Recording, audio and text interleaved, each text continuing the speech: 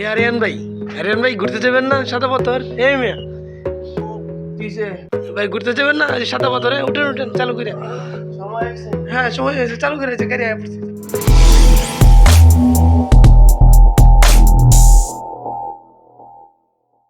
আসসালামু আলাইকুম প্রিয় বন্ধুরা।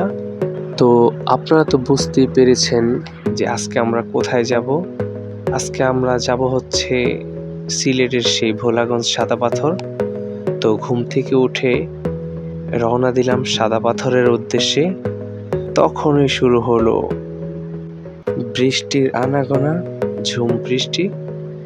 তো আজকে আমরা এই বৃষ্টি দিয়ে ঘুরবো এবং কিছুক্ষণ বৃষ্টি হওয়ার পর মেঘালয় আকাশ আবার রোদে চমকাতে লাগলো, আর আমাদের গাড়ি দ্রুত গতিতে পাহাড়ের দিকে ছুটে যাচ্ছে।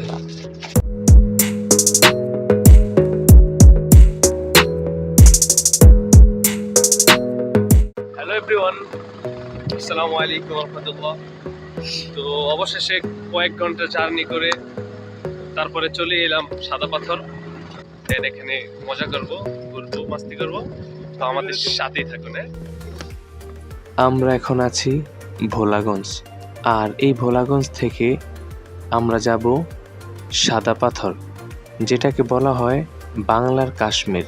আর এই বাংলার কাশ্মীরে যেতে হলে আমাদেরকে এখান থেকে ট্রলার ভাড়া করে যেতে হবে। তো আমরা একটি ট্রলার ভাড়া করেছি। দেন এখন আমরা যাব বাংলার কাশ্মীর সাদা পাথর। তো চলুন যাওয়া যাক।